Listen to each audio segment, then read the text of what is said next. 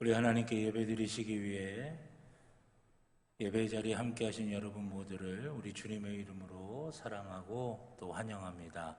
우리 예배드리시기 전에 우리 옆에 계신 성도님들과 먼저 사랑의 인사 나눴으면 좋겠습니다. 우리 주님의 이름으로 사랑하고 존경하고 축복합니다 하시면서 인사 나누시겠습니다.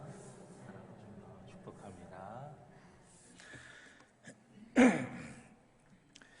다 같이 마음을 하나님께로 모으시고 자리에서 일어나셔서 우리 임내 찬송 14장 찬양 드리도록 하겠습니다.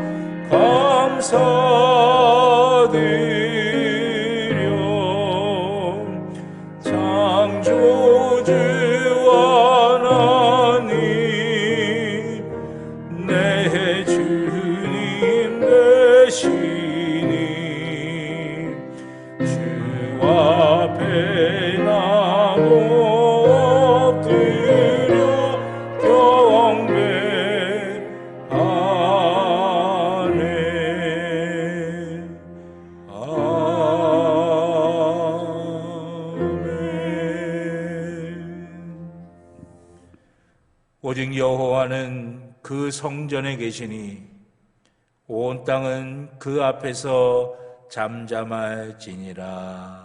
아멘. 하나님 앞에 우리의 죄를 다 같이 고백하시겠습니다. 공의의 하나님, 거룩한 하나님께 찬송과 경배를 드리기 전 먼저 겸손한 마음으로 우리의 죄를 회개합니다. 저희는 세상에 살면서 하나님을 마음에 두기보다 불의와 탐욕과 악으로 우리 마음을 채웠습니다. 교회 안에서 수근수근하며 당짓기를 좋아했고 형제와 이웃을 비방하며 지냈습니다. 강한 자 앞에서는 의로움을 포기하고 약한 자 앞에서는 포악을 드러냈으며 부모님을 거역하며 자녀들을 노엽게 하며 살았습니다. 성도로서 구별된 삶을 살지 못함으로 세상 사람들의 비난을 받을 뿐만 아니라 하나님의 영광을 가리는 장본인이 되기도 하였습니다.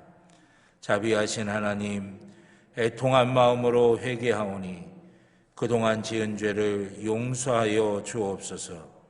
예수님의 이름으로 기도드립니다. 아멘. 지난 한 주간 우리의 모든 개인적인 죄를 주님 앞에 참회하며 회개의 기도를 드리겠습니다. 사랑하는 우리 아버지 하나님, 지난 주간 제가 지었던 모든 죄를 주님 앞에 고백하며 주님의 용서하심을 구합니다. 아버지 하나님의 더 깊은 말씀, 주님의 다름을 주님의 은혜 가운데 구하여야 될 사람이요 그러지 못할 때가 많이 있었습니다. 세상에 모세다 마음을 기대도 나를 부족하게 하였습니다. 주님, 부족하고 연약한 저를 용서하여 주시고 이제 하나님의 것을 풍성하게 채워주고 피하는 데 있게 하여 주시옵소서. 주님 말씀을 배워주시옵소서. 우리를 용서하시는 하나님의 말씀을 들으시기 바랍니다. 하나님이 그들이 행한 것, 곧 그 악한 길에서 돌이켜 떠난 것을 보시고 하나님이 뜻을 돌이키사 그들에게 내리리라고 말씀하신 재앙을 내리지 아니하시니라. 아멘. 교독문 64번 시편 148편의 말씀을 교독하겠습니다. 교독문 64번 시편 148편의 말씀을 교독하시겠습니다. 할렐루야, 하늘에서 여호와를 찬양하며 높은 데서 그를 찬양할지어다.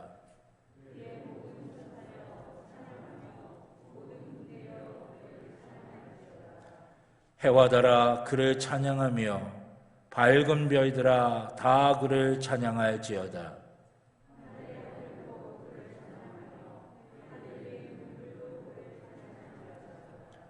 그것들이 여호와의 이름을 찬양함은 그가 명령하심으로 지음을 받았음이로다.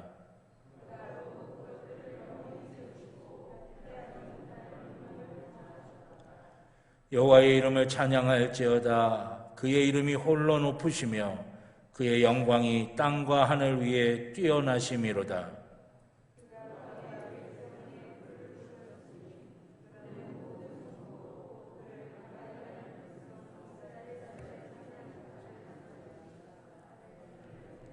아멘. 사도신경으로 우리의 신앙을 고백하시겠습니다. 나는 전능하신 아버지 하나님, 천지의 창조주를 믿습니다. 나는 그의 유일하신 아들 우리 주 예수 그리스도를 믿습니다. 그는 성령으로 잉태되어 동정녀 마리아에게서 나시고 본디오 빌라도에게 고난을 받아 십자가에 못 박혀 죽으시고 장사된 지 사흘 만에 죽은 자 가운데서 다시 살아나셨으며 하늘에 오르시어 전능하신 아버지 하나님 우편에 앉아 계시다가 거기로부터 살아있는 자와 죽은 자를 심판하러 오십니다. 나는 성령을 믿으며 거룩한 공교회와 성도의 교제와 죄를 용서받는 것과 몸의 부활과 영생을 믿습니다. 아멘.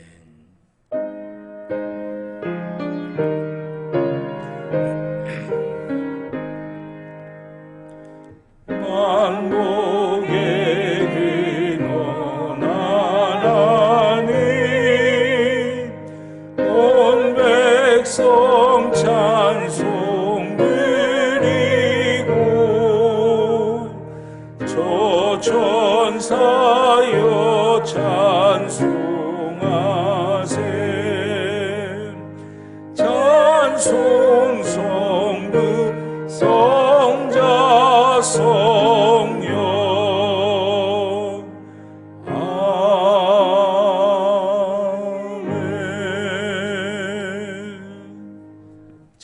주시기 바랍니다.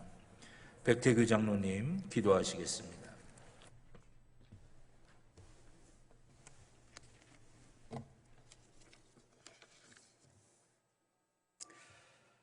하나님 아버지 은혜에 감사합니다. 오늘도 잊지 않으시고 주님의 거룩한 품으로 불러주시고 찬양과 경배로 영광드리게 하시니 감사합니다. 이 시간 우리들이 주님 앞에 온전히 예배드리기를 원하오니 우리의 거짓과 불순과 부끄러운 죄를 씻어 깨끗하게 하여 주시고 모든 영광과 찬양을 받아 주시옵소서. 오늘도 예배를 드릴 때 구하는 이들에게 가장 좋은 것으로 채워주시고 찾는 자들에게 응답하여 주시며 두드리는 이에게 열려지는 복된 예배가 되게 하여 주시옵소서. 사랑의 주님, 우리를 창조하시고 우리의 모든 삶을 섭리하시는 분은 오직 주님뿐이오니 저희들 항상 주님 안에서 살기를 원합니다. 우리들의 삶에 있어서 어려운 고비마다 고난이 있을 때마다 항상 기뻐하고 감사하며 쉬지 않고 기도하기를 원합니다. 주님의 교회는 기도하는 집이라고 하셨사오니 주님의 전에 모여서 늘 기도할 수 있는 자녀들이 되게 하시고 모든 성도가 일치된 기도 속에 성령 충만함을 체험하며 능력이 나타나고 치료가 나타나는 놀라운 역사가 있게 하옵소서. 무엇보다 주님의 도우심으로 날마다 부흥하고 성장하는 교회가 되게 하시고 이 지역의 구원의 방주와 평창지방 모교회에서의 역할을 잘 감당하는 교회가 될 수 있도록 인도하여 주시옵소서. 오늘도 주님의 말씀을 선포하시는 담임 목사님을 성령의 권능으로 붙들어 주시고 말씀에 은혜가 넘치게 하시며 저희들 주님의 음성을 듣고 깨달을 뿐 아니라 회복의 역사가 있게 하옵소서. 또한 보이지 않는 여러 곳에서 겸손히 섬기는 성도들을 기억하여 주시고 저들에게 주님의 사랑과 인도하심이 함께하기를 원하오며 우리를 사랑하시고 구원하여 주신 예수님의 이름으로 기도드리옵나이다. 아멘.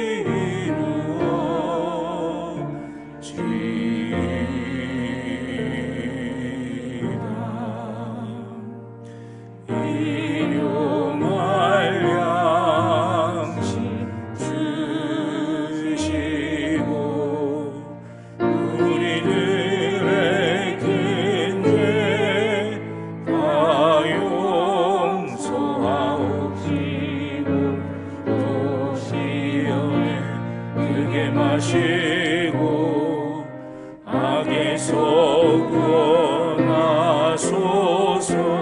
대개 주의 나라 주의 권세 주의 영광 영원히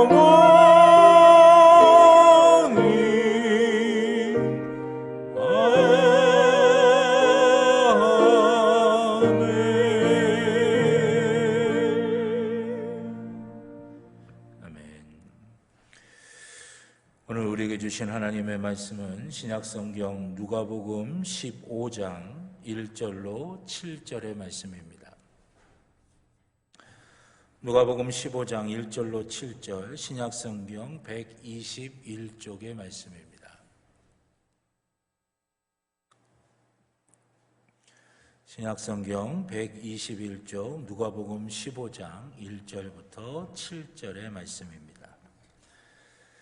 한 절씩 교독하시고 마지막 7절의 말씀은 함께 봉독하도록 하겠습니다. 모든 세리와 죄인들이 말씀을 들으러 가까이 나오니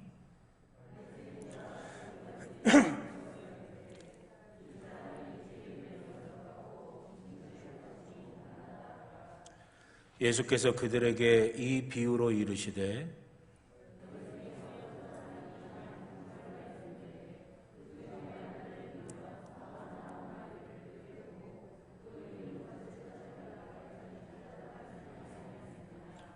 또 찾아낸즉 즐거워 어깨에 메고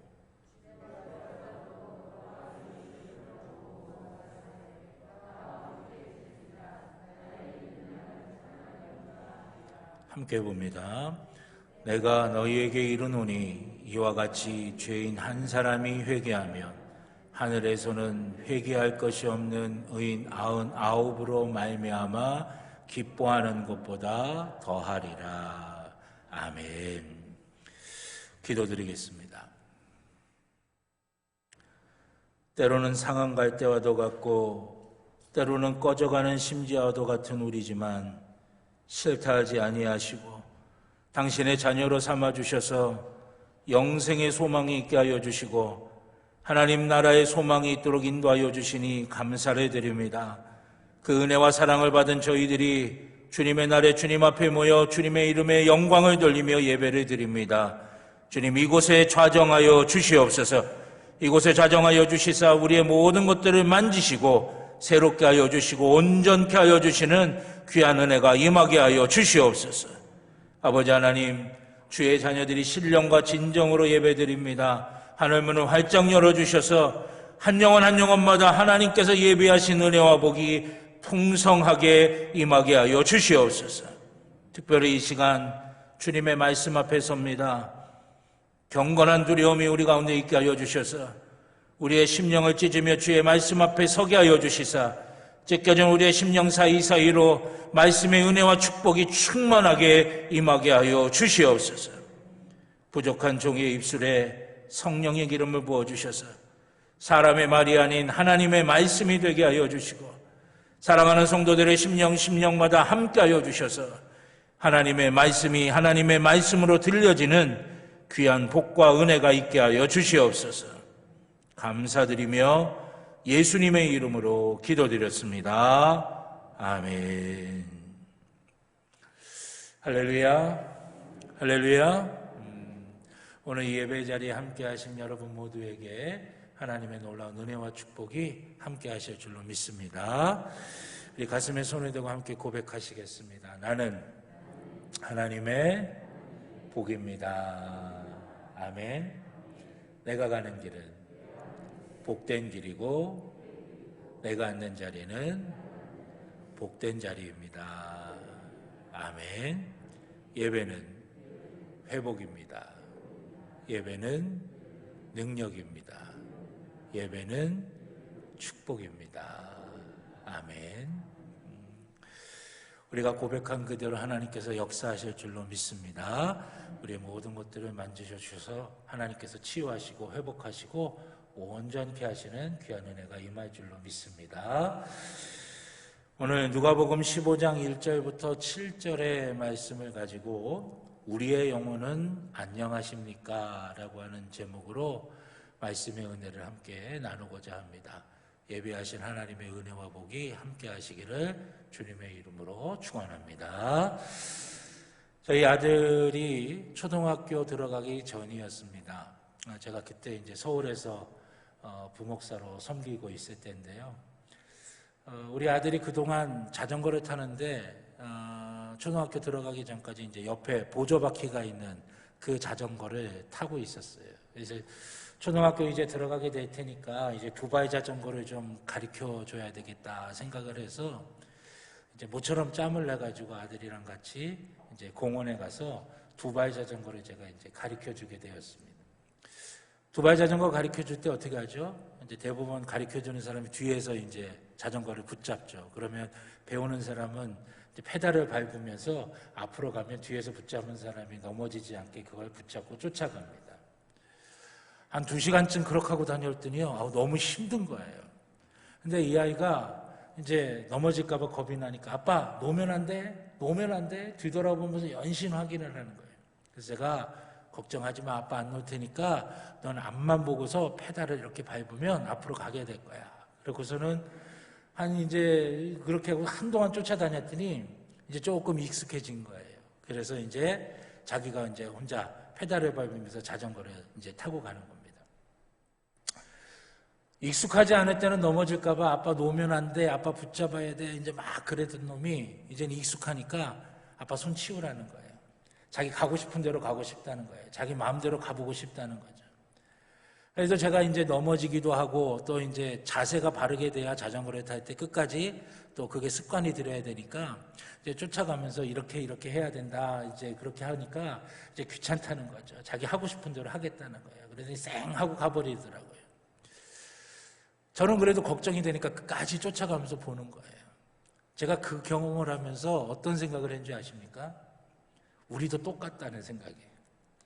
우리가 연약하고 부족하고 힘들 때 하나님 놓지 말아주세요. 하나님 붙잡아 주세요. 하나님 저 놓으시면 큰일 납니다 하고 막 그렇게 하나님 앞에 강권하고 기도하고 애타게 붙들다가 웬만해지면 괜찮아지면 하나님 이제 내 마음대로 살게요.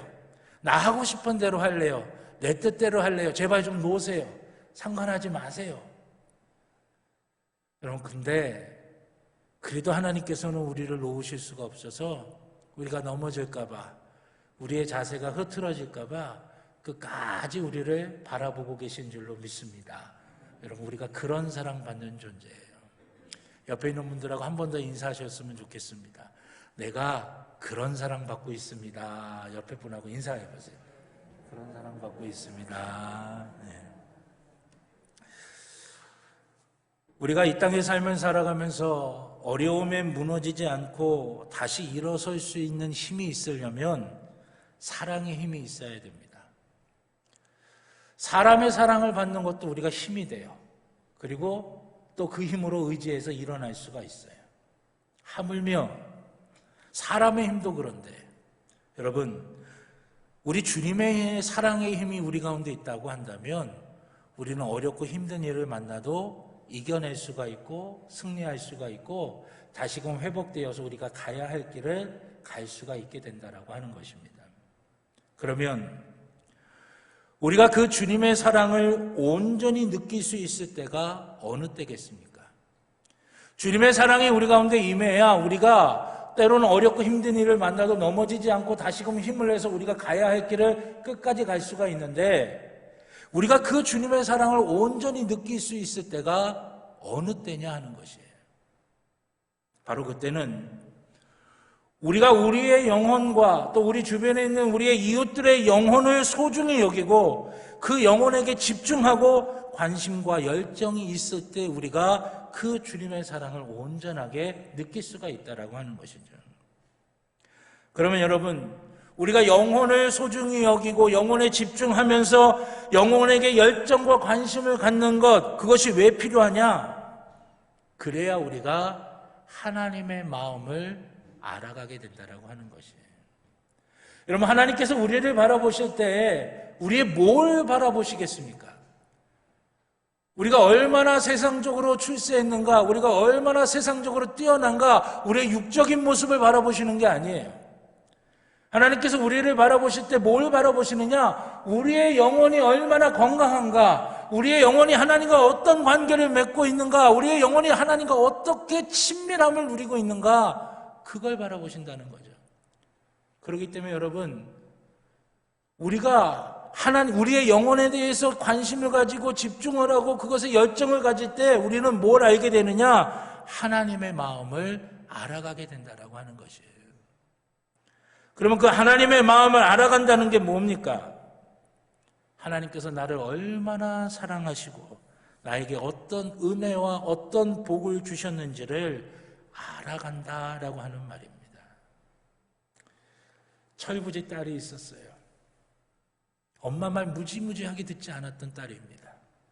엄마한테 막 대들기도 하고 엄마를 무시하기도 하고 엄마에게 걱정만 끼치는 딸이었습니다. 근데 그런 딸이 이제는 사랑하는 사람을 만나서 시집을 간다는 거예요. 부모한테 있는 거 다 톡톡 털어서 이제 시집갈 준비합니다. 집에 있는 기둥뿌리 몇 개는 뿌리채 뽑아버린 채 시집을 가는 거예요. 그리고 나서도 뭐 가져갈 거 없나 하고 늘 엄마 집에 기웃거립니다. 그러다가 언제 철이 들이는지 아십니까? 그런 딸이 언제 철이 들으냐? 자기랑 똑같은 딸을 낳아서 길러볼 때 철이 드는 거예요. 엄마 마음이 어떤지를 그제서야 이해하기 시작하는 거죠.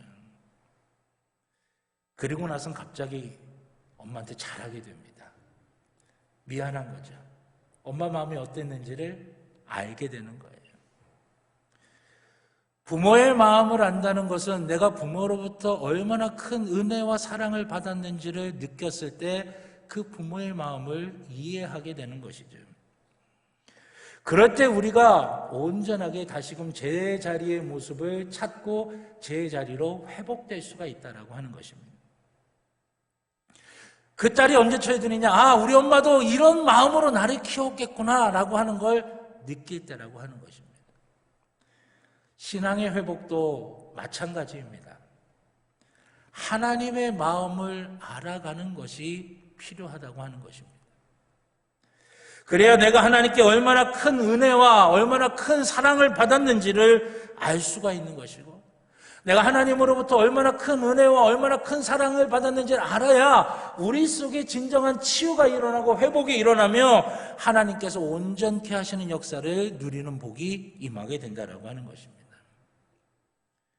그래서 여러분, 영혼의 문제에 집중을 하고 영혼을 향한 열정과 관심이 있는 것, 그것은 하나님의 마음을 알아가는 것이고, 하나님의 마음을 알아가야 우리가 얼마나 큰 은혜와 사랑을 받는 것을 알게 되는 것이고, 그래야 우리 속에 진정한 치유와 회복의 역사, 온전케 하시는 역사를 누린다라고 하는 것이에요. 그러면 여러분, 우리가 그렇게 영혼에 대해서 집중하고 관심을 갖고 열정을 가지면서 우리가 하나님의 마음을 알아간다라고 하는 것, 그게 과연 어떤 모습일까? 오늘 본문에 있는 누가복음 15장에는 오늘 본문을 포함해서 주님께서 3가지의 비유의 말씀을 하고 계십니다. 근데 이 3가지의 비유의 말씀에는 공통점이 있는데, 그것이 뭐냐면 모두가 다 잃어버렸던 것을 다시 찾는다라고 하는 것이에요. 주님께서 말씀하신 누가복음 15장에 나와 있는 이 3가지의 비유는 공통적으로 잃어버렸던 것을 다시 찾는 내용입니다. 3절에서부터 7절의 말씀은 잃어버렸던 어린 양을 다시 찾는 내용이에요. 8절에서부터 10절까지는 잃어버렸던 드라크마를 다시 찾는 내용입니다. 11절부터 32절까지는 잃어버렸던 아들을 다시 찾는 내용입니다. 이 잃어버렸던 것을 다시 찾는 내용은 우리에게 무엇을 말씀하고 있냐면, 우리가 영혼에 집중하고 영혼의 열정을 가지고 관심 있는 모습이 어떤 모습인가라고 하는 것을 우리에게 주님께서 3가지의 비유의 말씀을 통해 우리에게 증거하고 계신 것입니다. 그 첫 번째는 뭐냐? 세상의 방식으로 계산하지 않는다고 하는 것입니다. 여러분, 이 세상을 살아갈 때 계산을 참 빠르게 잘하는 게 얼마나 중요한지 몰라요. 계산이 빨라야 손해보질 않습니다. 근데 저는요, 제가 못하는 거 2가지가 있어요. 다른 것도 못하지만 제가 아주 약한 게 2가지가 있는데, 첫째는 방향 감각입니다. 제가 길치예요. 운전을 해서 어디를 가도 그 목적지에 한 6번에서 10번 정도는 가야 가는 길이 이해가 됩니다. 그 전까지는 몰라요. 그래서 내비게이션이 없을 때는 저는 늘 물어봤어요. 가는 길을 늘 물어보고 갑니다. 저는 그렇게 생각해요. 이 내비게이션을 하나님께서 우리에게 허락해 주신 것은 바로 저를 위해서 허락해 주셨다. 저는 그렇게 생각을 해요. 방향 감각이 없어요. 또 하나 제가 약한 게 있는데, 그게 뭐냐면 계산이에요. 숫자 계산. 숫자 계산하는 게 왜 그렇게 덧셈 뺄셈 하는 게 왜 그렇게 어려운지 모르겠어요. 돈을 계산을 해도 늘 이게 맞지가 않아요. 저는 늘 그렇게 계산에 약해요. 그래서 계산을 잘하고 빨리 하시는 분을 보면 얼마나 부러운지 몰라요. 제가 예전에, 오래전이죠, 아는 분이 돌아가셔가지고 장례식장에 이제 간 적이 있었습니다. 이제 조문을 하고 이제 식사를 하려고 자리에 앉았는데, 요즘은 별로 없지만 예전에 장례식장에서 뭐 했죠? 화투라고 하는 걸 했잖아요. 화투. 저는 화투가 어떻게 되는지 잘 모릅니다. 어떤 룰로 해야 되는지, 어떤 방식으로 하고, 계급이라고 그러나, 족보라고 그러나, 그것도 잘 몰라요. 근데 이렇게 밥 먹으면서 옆에 앉으셔갖고 화투 치시는 분들의 모습을 보니까 완전히 거기에 아주 빠져드시더라고요. 그러면서 이제 제가 이렇게 너무 열심히 화투들을 치시길래 제가 이렇게 봤어요. 그랬더니 한 게임이 끝난 모양이에요. 계산을 하시는데 제가 아주 깜짝 놀랐습니다. 완전 무슨 전자계산기로 두드리면서 계산하신 것처럼 즉각 나와요. 이렇게 해서 3점이고 저렇게 해서 4점이고 또 내가 3번 고했으니까 2배고 또 너는 피박이니까 2배고 나 흔들었다 이러면서 계산을 해서 몇 점이니까 얼마, 점당 얼마니까 얼마 딱 나오더라고요. 막 존경스럽기까지 하더라고요. 그렇게 계산이 빠르신 분들 처음 봤어요. 그런데 여러분, 영적인 부분에서도 이런 세상의 계산으로 풀릴 수 있을까요? 영혼의 문제에 대해서 집중하고 열정과 관심을 가지는 것도 세상의 방식으로 계산하는 걸로 계산될 수가 있느냐 하는 것입니다. 사실 오늘 본문에 나오는 예수님의 이 3가지 비유는 전혀 세상의 계산과는 맞지 않는 이야기입니다. 잃어버린 양을 찾는 모습을 보세요. 99마리를 들여다 두고 잃어버린 1마리 양을 찾는 겁니다. 99마리를 두고 잃어버린 1마리 양을 찾는 거, 이게 세상의 계산으로 맞는 계산법입니까? 맞지 않는 계산이죠. 드라크마 잃어버린 동전 찾는 이야기, 동전 하나 잃어버렸다가 그 동전을 찾았어요. 그 찾은 게 얼마나 기분이 좋겠어요. 근데 이 찾은 사람이 어떻게 하느냐? 온 동네 사람들이 다 불러다가 잔치를 벌이는 거예요. 그 잔치 비용이 찾은 것보다 몇백 배는 더 나갈 거예요. 배보다 배꼽이 더 큰 거죠. 잃어버렸던 아들 탕자의 비유, 우리가 잘 아는 이야기입니다. 이 탕자가 어떻게 했어요? 재산의 반을 다 가지고 나가서 허랑방탕하게 다 낭비하고 거짓골로 돼서 돌아오는 거예요. 그 아들 돌아왔다고 또 거대한 잔치, 선대한 잔치를 베푸는 거, 세상의 계산으로는 맞지 않는 이야기입니다. 이것은 세상의 계산으로는 절대 맞을 수가 없는 거예요. 세상의 계산으로는 이해할 수 없는 일입니다. 그런데 이것은 어쩌면 당연한 일인지도 모릅니다. 세상이 이해할 수 없는 일이거든요. 세상의 계산으로는 납득이 안 되는 일이거든요. 근데 당연한 거예요. 왜냐하면 믿음의 길이라고 하는 것은 세상의 계산으로, 세상의 방식으로는 이해될 수가 없는 길이기 때문이라고 하는 것입니다. 생각해 보세요. 천지를 창조하시고 운행하시는 하나님이 죄인인 나를 사랑하신다는 게 세상의 계산으로 이게 맞는 일입니까? 또 그 아들이신 예수 그리스도께서 나를 살린다고 십자가에 나 대신 돌아가신 것, 그게 세상의 계산으로 맞는 이치겠습니까? 넓고 편한 길 두고 좁고 험한 길을 선택해서 가는 것, 세상의 계산으로는 이해할 수 없는 일이에요. 그래서 세상은 믿는 우리가 살아가는 삶의 방식을 이해할 수가 없는 거예요. 알아들을 수가 없는 거예요. 그러니 우리를 향해 미련하다고 손가락질하고 바보 같다고 손가락질할 수밖에 없는 것이에요. 그러나 그 세상에 미련하다고 하는 그것을 통해서 하나님은 우리에게 승리를 가져다 주시고 하나님의 놀라운 은혜와 축복을 누릴 수 있게 만들어 주시는 줄로 믿습니다. 믿음의 길은 세상의 계산 방식으로 이해할 수 없어요. 그러나 여러분, 우리의 수많은 믿음의 선배들은 그 세상의 계산으로는 이해할 수 없는 그 길을 따라서 자신의 삶을 살아왔습니다. 그리고 세상이 알 수도 없고 세상이 줄 수도 없는, 하나님만이 주실 수 있는 하나님의 놀라운 은혜와 축복으로 넉넉히 세상을 이기며 살아갈 수가 있었던 것입니다. 어느 때 우리가 영혼에 집중하고 열정과 관심을 영혼에 기울이며 우리가 하나님의 은혜를, 하나님의 마음을 알아가며 우리의 삶이 온전하게 세워질 때, 그 은혜를 누리며 살아갈 수가 있게 된다라고 하는 것입니다. 영혼이 잘 되는 일을 위해 우리가 포기해야 될 때도 있습니다. 나를 내려놔야 될 때도 있을 거예요. 때로는 땀과 눈물을 흘려야 될 때도 있습니다. 때로는 내 자존심을 포기해야 될 때도 있습니다. 명예를 포기해야 될 때도 있고 남들이 부러워하는 자리에서 내 스스로 내려와야 될 때도 있습니다. 세상의 방식으로 계산하면 절대 그렇게 해서는 안 되는 거예요. 그러나 우리가 세상의 계산이 아니라 하나님의 방식을 따르기 시작할 때 하나님께서는 세상에 줄 수 없는, 세상이 알 수도 없는 하나님의 것으로 우리의 삶을 채워가시기 시작하신다라고 하는 것입니다. 제가 아는 한 선교사님이 계십니다. 이분은 우리나라에서 남들이 부러워할 만한 어떤 학력과 기술과 능력을 가지고 계셨고 남들이 부러워할 만한 직장에서 정말 남들이 입이 떡 벌어질 만큼의 연봉을 받으시면서 그렇게 생활하셨던 분이에요. 근데 이분이 예수님을 만나게 됩니다. 세상이 줄 수 없는 기쁨이 무엇인지를 체험하시게 됐어요. 그러면서 그렇게 기쁘게 신앙생활 하시다가 어느 날 아프리카 오지에서 버려진 아이들의 이야기들을 듣게 됩니다.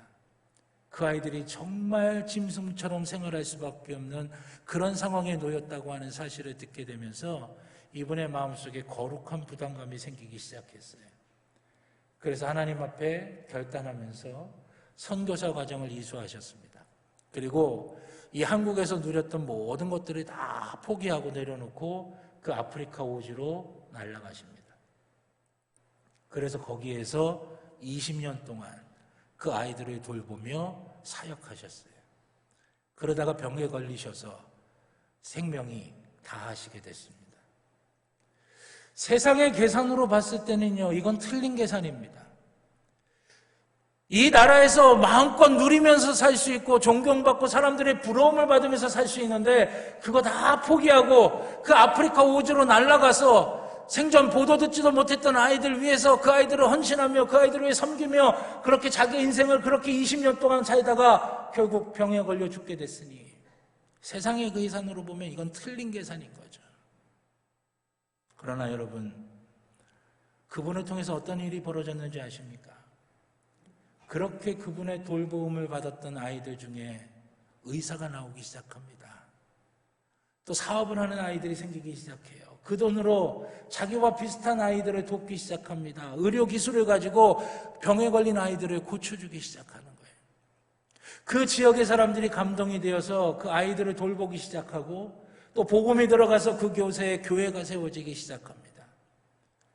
그 선교사님의 자녀들은 세계적인 의사로, 기업가로, NGO 활동가로 사역을 하면서 많은 사람들에게 선한 영향력을 끼치게 돼요. 누군가 물어봤대요.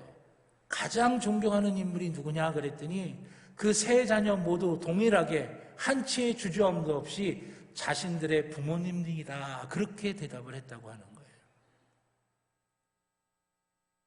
어떠십니까? 틀린 계산으로 살아온 걸까요? 아니죠. 세상의 방식으로 계산할 땐 틀린 것 같지만 하나님의 방식으로 계산할 때는 가장 잘한 일이라고 하는 것입니다. 가장 복된 일이라고 하는 거예요. 가장 많은 것을 남긴 삶이라고 하는 것이죠. 영혼을 향한 열정이 회복되어 진정한 회복의 역사가 있기를 원하십니까? 그러면 우리는 세상의 방식으로 계산해서는 안 됩니다. 주님의 마음으로 생각하고 주님의 마음으로 결정하고 주님의 마음으로 행동해야 된다라고 하는 것이에요. 세상의 방식으로 계산하지 않을 때 우리는 하나님의 마음을 온전하게 이해할 수가 있는 것이고 그 사랑을 온전하게 느낄 수가 있는 것이고 그래서 하나님의 은혜와 복이 우리 가운데 주어지게 되는 것입니다. 사랑하신 여러분, 세상의 방식으로 계산하지 않기를 바랍니다. 쉽지는 않겠지만 주님의 마음으로 생각하고 결정하고 행동해야 됩니다. 그럴 때 세상이 우리를 비웃을 수도 있어요. 우리가 손해볼 수도 있습니다. 속상할 수도 있어요. 그러나 여러분, 하나님이 갚아주시는 것이에요. 하나님께서 하나님의 것으로 가장 선하고 복되게 갚아주시는 것, 그것이 우리에게 진짜 복인 줄로 믿습니다. 우리의 영혼이 자유되게 하시고 우리의 영혼이 자유된과 같이 범사가 자유되고 강건해지게 하시며 우리가 사랑하는 사람들이 온전해지는 회복의 역사가 임하게 될 줄로 믿습니다. 두 번째로는 절대 포기하지 않는 것입니다. 제가 아주 재밌는 사진을 한 장 봤는데요. 여러분 이 사진이 뭔지 아십니까? 이 그림이 황새가 개구리를 발견하고 개구리를 확 입에 물었어요. 그걸 꿀꺽 삼키려고 하는데 이 개구리가 어떻게 했냐면 두 팔로 황새의 목을 확 잡아버린 거예요. 누가 이길까요? 개구리한테는 절망적인 상황이었을 거예요. 꿀꺽하고 삼키면 끝나니까. 그러나 이 개구리가 포기하지 않고 황새의 목을 꽉 붙든 거예요. 황새가 숨을 쉴 수가 없는 겁니다. 개구리를 삼킬 수도 없는 거예요. 결국 개구리를 뱉어낼 수밖에 없는 것이죠. 오늘 보면 4절에 보면 찾아내기까지 찾아다니신다라고 말씀하고 있어요. 8절에 보면 등불을 켜고 집을 쓸며 찾아내기까지 부지런하게 찾지 아니하겠느냐 말씀하십니다.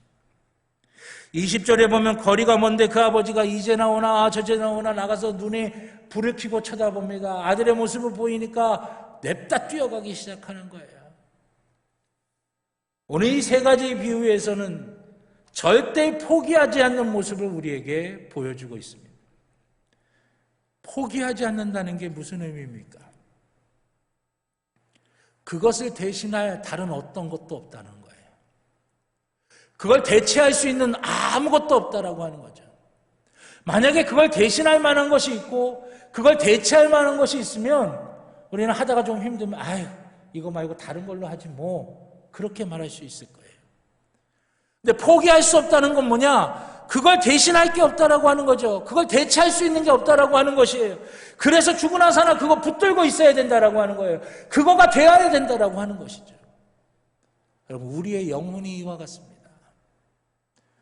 우리의 영혼을 대신할 수 있는 게 없어요. 우리의 영혼을 대체할 수 있는 게 없다라고 하는 것이죠.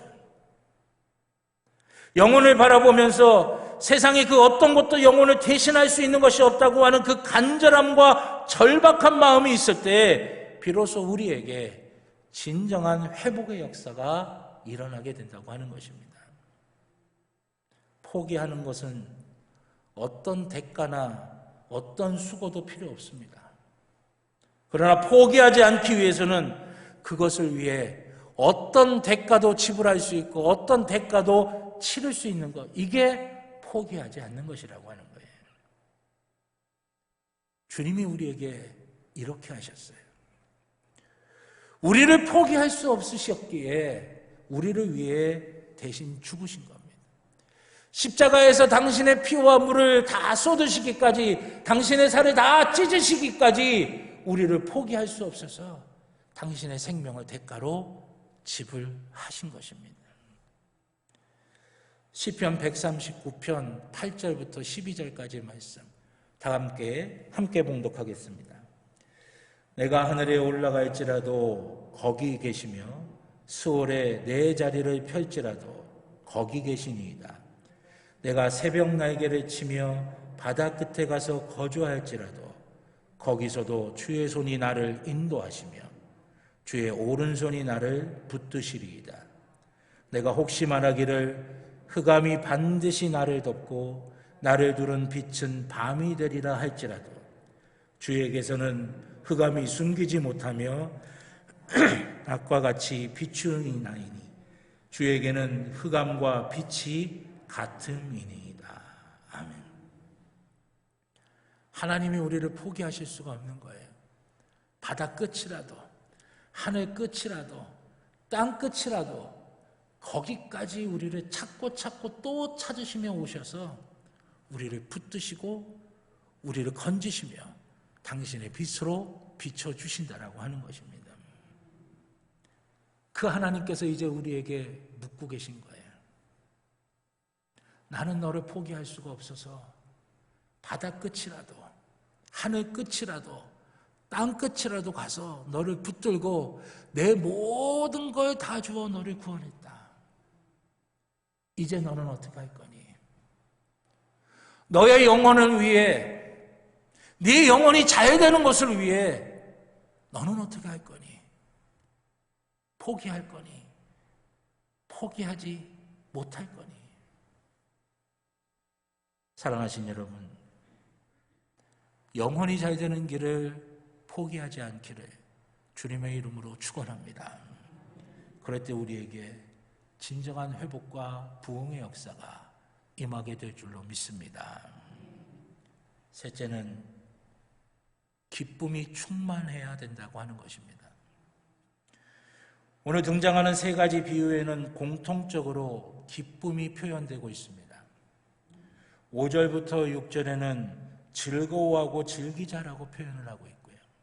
9절부터 10절에는 즐기자라고 말씀하십니다. 24절에도 즐거워한다라고 그렇게 말씀하고 있어요. 잃어버렸던 것을 다시 찾는 일은 기쁜 일입니다. 오늘 비유의 말씀에서도 잃어버렸던 것을 다시 찾았기 때문에 기쁜 거예요. 그런데 문제는 무엇을 찾았기 때문에 기쁜 것일까 하는 것이죠. 어떤 걸 잃어버렸다가 다시 찾았기에 기쁜 것이냐 하는 것입니다. 우리는 어떤 것을 잃어버렸다가 다시 찾았을 때 기뻐하십니까? 돈을 잃어버렸다가 다시 찾아도 기쁜 일이죠. 우리의 육신의 건강을 잃어버렸다가 다시 찾는 일도 기쁜 일입니다. 사람과의 관계가 소원해졌다가 사이가 안 좋아졌다가 다시 회복되는 일도 기쁜 일이에요. 맞습니다. 이런 것들을 잃어버렸다가 다시 찾는 일, 감사한 일이고 기쁜 일이에요. 왜 안 기쁘겠습니까? 그러나 여러분, 다른 어떤 것보다도 우리가 진짜 기뻐해야 할 것이 있어요. 그것이 뭐냐면 우리의 영혼이 우리가 믿음의 사람으로서 있어야 할 길, 있어야 할 자리를 잃어버렸다가 다시 찾는 것입니다. 그걸 기뻐해야 된다고 하는 거예요. 그것을 위해서 물질을 사용하고 시간을 사용하고 명예를 포기하고 수고를 다 해도 우리가 기뻐할 수 있어야 된다고 하는 것입니다. 누가복음 15장에 나오는 주님의 세 가지 비유에서 여러분들 가장 불쌍하고 안타까운 사람이 누굴까요? 저는 25절에 등장하고 있는 맏아들, 큰아들이라고 생각을 합니다. 그는 기뻐할 수가 없는 거예요. 왜 그렇습니까? 그는 아버지의 마음을 이해하지 못했기 때문이라고 하는 것이죠. 아버지의 마음을 이해하지 못하니까 기뻐할 수가 없는 거예요. 그는 자녀로서 아버지의 마음을 이해하고 아버지의 마음을 살피는 자리에 있어야 됐는데 그 자리를 잃어버렸기 때문에 기뻐할 수가 없는 것입니다. 여러분, 이것을 영적으로 보면 믿음의 사람으로서 있어야 할 자리를 잃어버렸다라고 하는 것입니다. 여러분, 맏아들에게 우리가 이런 괘씸한 놈, 어떻게 그럴 수 있어? 아버지 마음도 모르고 이렇게 말할 수 있습니까? 우리의 모습은 이런 모습 아닙니까? 우리의 모습이 맏아들의 모습과 똑같은 모습은 아닙니까? 우리의 영혼이 믿음의 사람으로서 있어야 될 자리, 있어야 될 길, 그것을 우리가 다시 찾는 것을 소망하지 못하고 또한 다시 찾는 것을 기뻐하지 못한 채 오히려 그것을 지키고 그것을 찾고 그것을 다시금 회복하기 위해 드리는 다른 어떤 것들을 더 아까워하고 그것 때문에 우리가 마음상에 있다고 한다면, 주저하고 있다면 우리는 맏아들과도 같은 모습이라고 하는 것입니다. 저희 교회에서는 평신도 주일까지, 6월 첫째 주인 평신도 주일까지 우리 장로님들께서 요즘 새벽 예배를 인도하고 있습니다. 제가 얼마나 많은 은혜를 받는지 몰라요. 제가 보통 새벽 예배 때는 새벽 예배를 인도하고 난 다음에 이 앞자리 여기 등이 있는 이곳에서 기도 제목을 갖고 이렇게 기도합니다. 근데 요즘은 저 뒷자리에서 이렇게 기도하게 되는데 한참 기도를 하고 있다가 하나님께서 이런 마음에 감동을 주셨어요. 기도하시는 성도님들의 뒷모습을 한번 보고 싶다. 새벽에 간절하게 기도하시는 성도님들의 뒷모습을 한번 보고 싶다라고 하는 마음을 주셨어요. 그래서 눈을 뜨고 성도님들의 뒷모습을 이렇게 바라봤습니다. 송구영신 기도 제목, 또 겨자씨 예물의 기도 제목, 대신방 드리면서 받았던 기도의 제목들, 그 기도의 제목들이 있기 때문에 제가 대충 여러분들이 무엇을 놓고 기도하고 계시고 무엇을 걱정하고 계시고 또 무엇을 간절하게 소망하고 있는지를 제가 압니다. 새벽에 여러분들이 그걸 놓고 간절하게 기도하시는 그 뒷모습을 바라보는데 마음이 짠하면서 정말 울컥하면서 눈물이 나오더라고요. 그래서 그 눈물 가운데 기도하고 있는데 하나님께서 제게 이런 마음을 주셨어요. 야, 주님의 뜻을 구하고 그 주님의 뜻을 순종하고 그것 때문에 그 길로 가려고 몸부림치면서 기도하는 저 주의 자녀들 하나님께서 축복해 주실 것이다. 내가 그들을 위해 기도해야 되고 그들을 위해 더 간구해야 되겠다라고 하는 그런 마음을 하나님께서 제게 주셨는데 장로님 가운데 한 분이 설교 가운데 이런 말씀하시더라고요. 목사님은 우리 성도님들을 훈련시키시고 그래서 세상에 빛과 소금이 되도록 파송하기 위해 하나님이 우리 교회에 파송하신 분이고 성도님들은 그 목사님께 훈련받아서 세상에 빛과 소금으로 파송되어야 되는 것이 우리 성도님들이다 라고 그렇게 말씀하시더라고요. 그러면서 제 마음속에 한 가지 깨달음이 왔어요. 내가 있어야 될 자리가 여기구나. 성도들을 훈련시키고 성도를 위하여 기도하면서 성도들과 함께 말씀을 가지고 씨름하는 그 자리가 내가 있어야 될 자리고 내가 지켜야 될 자리고 내가 혹시라도 잃어버리면 다시 회복해야 될 자리가 바로 그 자리구나 라고 하는 그 마음을 다시 한번 하나님께서 새롭게 해주셨어요. 지난 주간에 저희 집안 감리사님이 저를 찾아오셔서 지방 과정고시 위원장 때문에 저와 상의를 하셨습니다.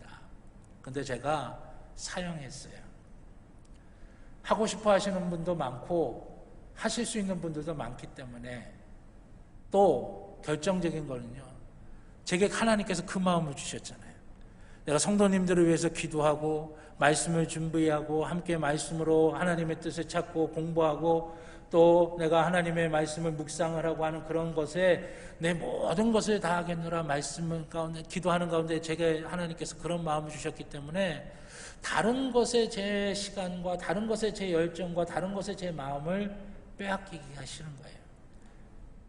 요즘은 하나님께서 제게 그 마음을 주셨어요. 그 은혜를 주셨어요. 그래서 여러분들 대신방 끝나고 나서 1차로 기도 제목을 정리했더니 이제 A4 용지 한 3-4장 정도가 더 늘었어요. 제가 이제 기도하는 내용들 중에. 앞으로 더 정리하게 되면 더 늘게 될 겁니다. 너무 마음이 좋고 기쁜 거예요. 내가 기도할 제목이 이렇게 많아지고 성도들과 내가 정말 기도를 씨름해야 될 제목이 이렇게 많아진 게 너무나 감사하고 기쁜 일이 되는 거예요. 내가 있어야 될 자리는 잃지 않도록 하나님께서 내게 이렇게 말씀하시는구나. 이렇게 깨달음을 주시는구나. 이렇게 기도할 수밖에 없게끔 하나님이 자꾸만 만드시는구나. 그런 마음을 주시는 거예요.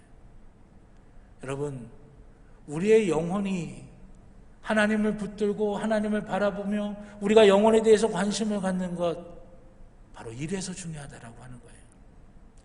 다른 것들 때문에 우리에게 주렁주렁 매달려 있는 것 때문에 우리가 전자로 바라봐야 될 것, 우리가 진심으로 소망해야 될 것, 놓지 말아야 될 것들 우리가 놓쳐서는 안 된다라고 하는 것입니다. 우리의 영혼이 강건해지고 잘 되는 자리를 지켜야 하는 것, 그걸 우리가 기뻐해야 돼요. 우리의 영혼이 잘 되는 자리를 우리가 소망하는 것, 다시금 회복하는 것, 그것을 기뻐해야 돼요. 그것 때문에 우리가 어떠한 대가도 지불하겠습니다. 그것 때문에 우리가 끝까지 포기하지 않겠습니다. 그것이 내게 회복될 때, 그것이 내게 지켜질 때 내가 가장 기뻐하겠습니다. 이 믿음의 결단으로 하나님 앞에 나아갈 수 있어야 된다라고 하는 것이. 그럴 때 하나님께서 우리를 치유하시고 우리를 회복하시며 하나님의 복되고 선한 것으로 우리를 채워주실 줄로 믿습니다. 사랑하신 여러분, 우리의 영혼은 안녕하십니까? 자, 이번 주 설교 말씀 제목을 뭘로 할까 기도하면서 고민하는데 이 제목을 주셨어요. 우리의 영혼은 안녕하십니까? 우리의 영혼이 있어야 할 자리를 우리가 잃어버리지 않고 있습니까? 아니, 혹여 잃어버렸다 하더라도 그 잃어버린 것을 안타까워하며 다시금 회복하기를 갈망하고 계십니까? 아니면 그 회복에 들어가는 비용, 시간, 그 모든 것들, 어려움들, 그것 때문에 주저하고 계십니까? 세상의 것에 빠져서 우리가 있어야 될, 우리의 영혼이 있어야 될 그 자리를 잃어버렸음에도 불구하고 주저하고 있다면 여러분, 하나님이 가장 안타까워하시는 부분입니다.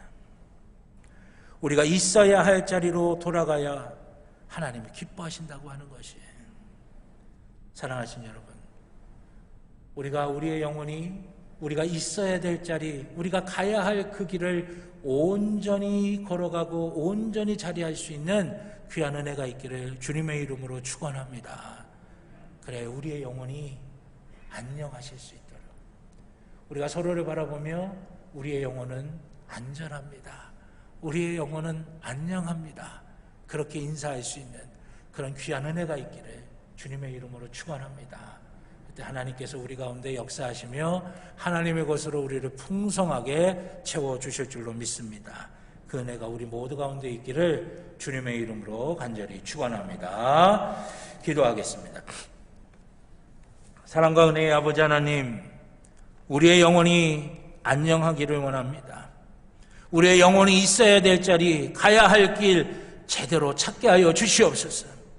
잃어버리지 아니하게 하여 주시옵소서. 혹여 잃어버렸다 하더라도 세상의 것에 빠져 거기에 매몰되지 아니하고 다시금 우리의 영혼이 있어야 될 자리로 가야 할 길로 온전히 회복되는 역사가 있게 하여 주시옵소서. 주님께서 함께하여 주시고 주님께서 붙들어 주시며 하나님의 선하신 은혜로 채워주실 줄로 믿습니다. 주님 감사드리며 예수님의 이름으로 기도드렸습니다. 아멘. 우리 찬송가 309장 찬양하시면서 드리신 예물 하나님께 봉헌하도록 하겠습니다. 마지막 절은 다 일어나셔서 찬양하시겠습니다.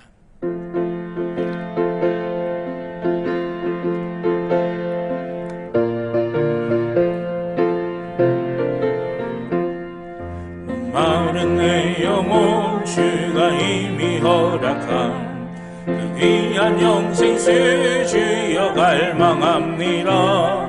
그 약속 따라서 힘써 간구하오니 내 주여 내 기도 어서 들어주소서. 예수의 사랑 예수의 사랑 바다 물결같이 내게 임하니 영광의 물결에 온전히 쌓여서 내 영혼의 기쁨 한량 없도다.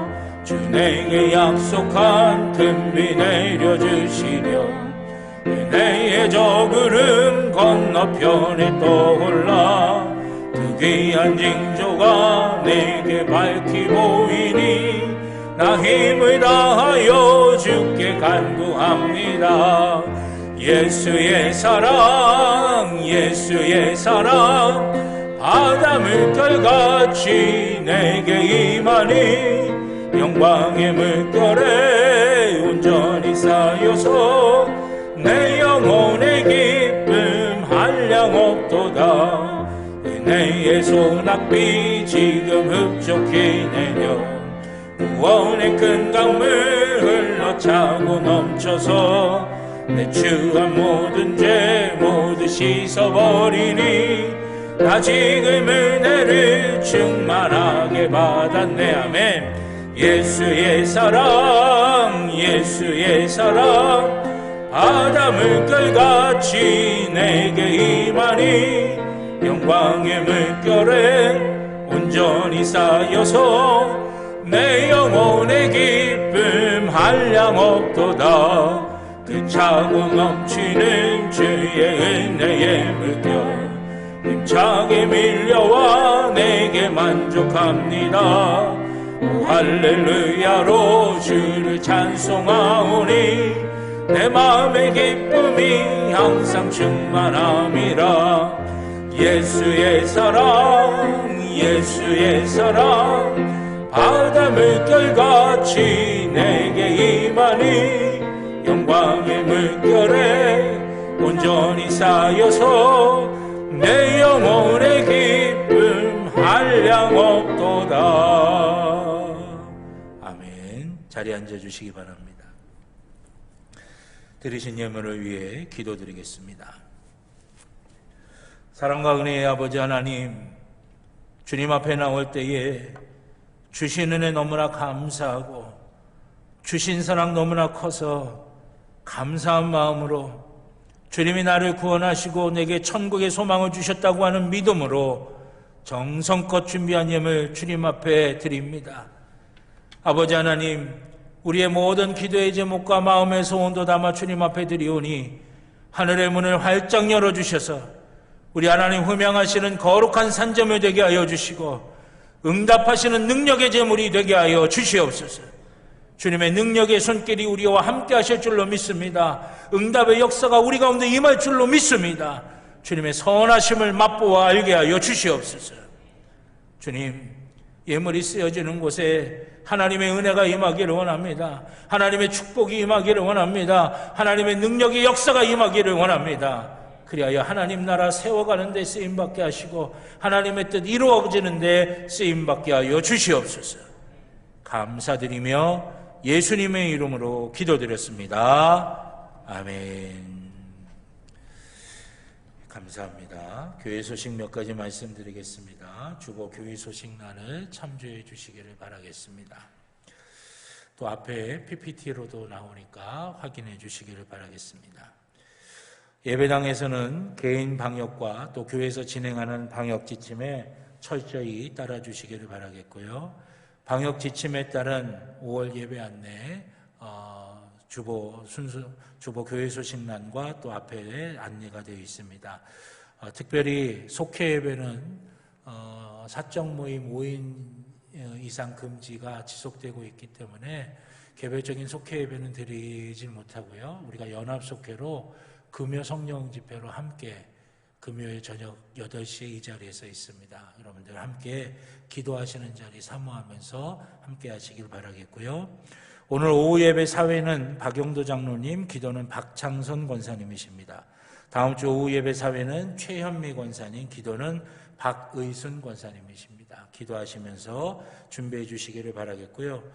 6월 첫째 주일, 감리교회는 6월 첫째 주에 평신도 주일로 지킵니다. 이 평신도 주일은 우리 일반 평신도 분들이 연합을 해서 여러 가지 하나님 기뻐하시는 일들 감당하면서 신앙적으로 더 성숙하고 온전해지기를 위한 그런 주일, 그런 결단을 하는 주일입니다. 그래서 평신도 주일에 여러분들 봉투에 나눠드린 대로 나눠드린 봉투에 또 주님 주시는 감동대로 헌금을 준비하셔서 드리면 그런 일들, 그런 사역을 하는 데에 잘 사용하게 됩니다. 여러분들 기도하시면서 하나님 주신 감동대로 그렇게 하시길 바라겠고요. 평신도 주일까지 새벽 예배 인도는 우리 시모 장로님들께서 담당을 하시겠습니다. 또 성경 일독학교 세 번째 47일 여호수아 에스더 통독 훈련이 진행 중에 있습니다. 우리가 코로나 때문에 목회적인 여러 가지 프로그램들이 여의치가 않습니다. 많이들 위기라고 이야기하지만 어떤 의미에서 보면 또 다른 기회이기도 합니다. 그동안 우리가 여러 가지 보이는 프로그램에 집중했었다면 이 코로나로 인해서 우리가 좀 더 근본적인 예배와 말씀과 기도에 집중하면서 우리의 신앙을 조금 더 굳건하게 단단하게 세워가는 기회가 될 수도 있습니다. 그렇기 때문에 말씀을 가까이 하는 그런 신앙의 생활이 되시기를 바라겠고요. 2021년도 상반기 대신방 성만찬으로 드리는 대신방 일정이 은혜 가운데 다 맞춰지게 됐습니다. 여러분들이 내신 기도의 제목은 함께 더 꾸준하게 더 간절하게 기도할 수 있도록 그렇게 하겠습니다.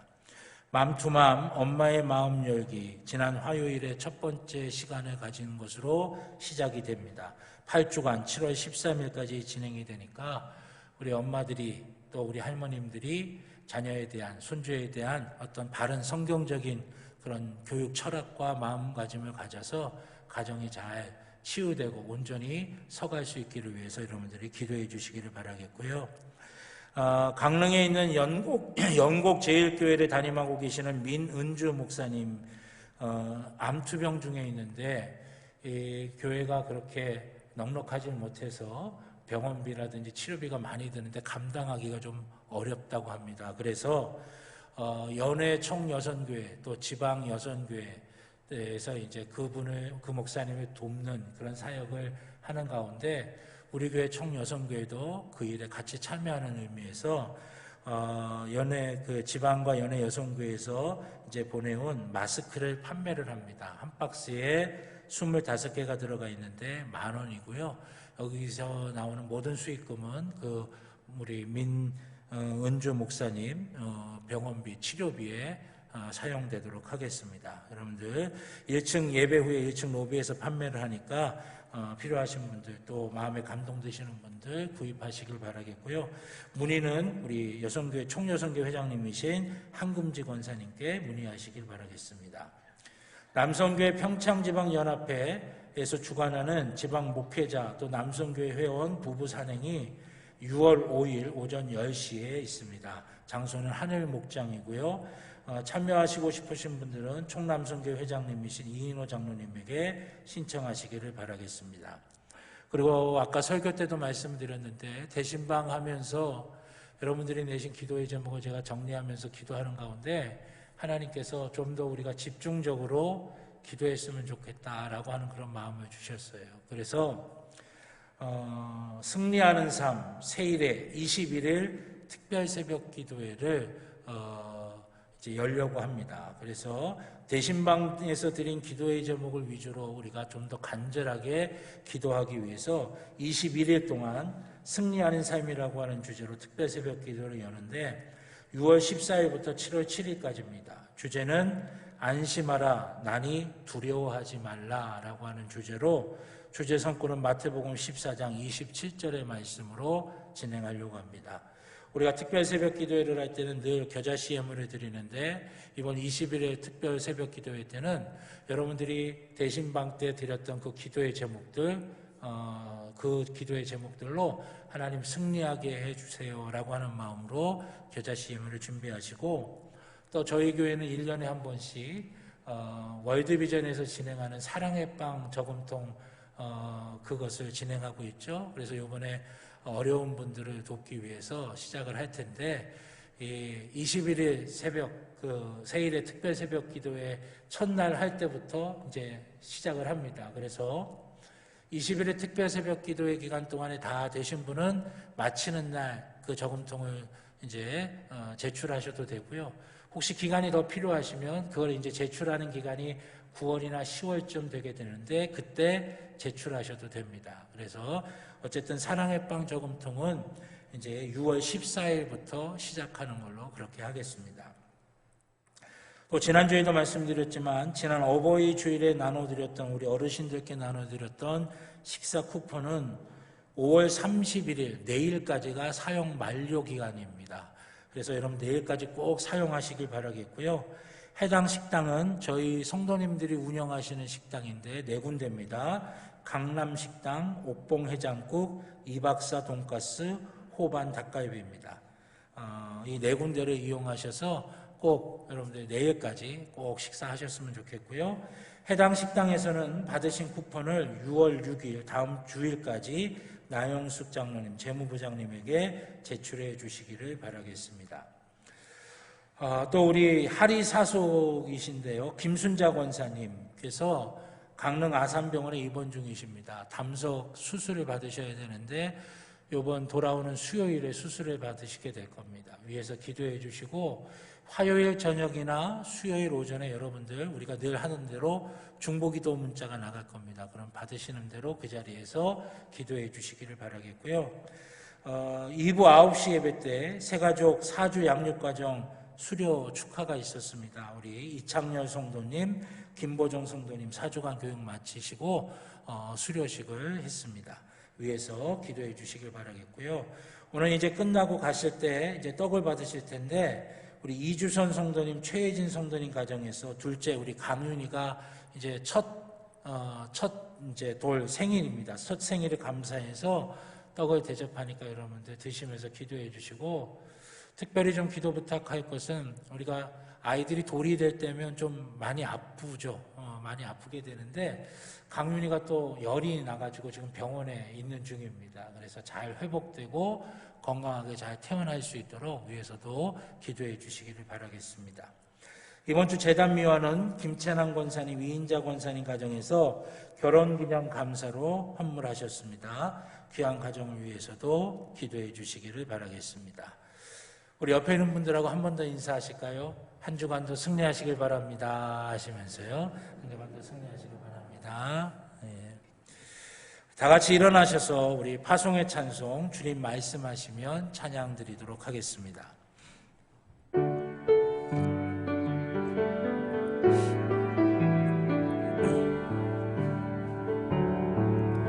주님 말씀하시면 내가 나아가리라.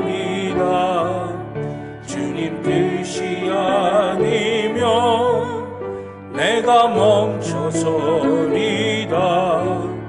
나의 가고 서는 곳 주님 뜻에 있으니 오 주님 나를 이끄소서. 뜻하신 그곳에 나 있기 원합니다. 이끄시는 대로 순종하며 살리니 연약한 내 영혼 통하여 일하소서. 주님 나라와 그 뜻을 위하여 오 주님 나를 이끄소서.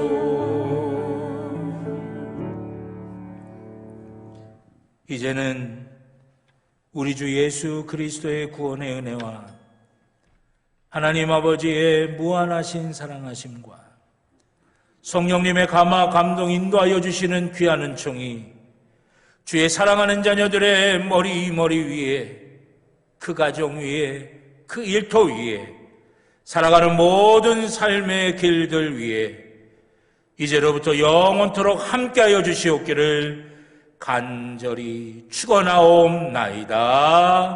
아멘.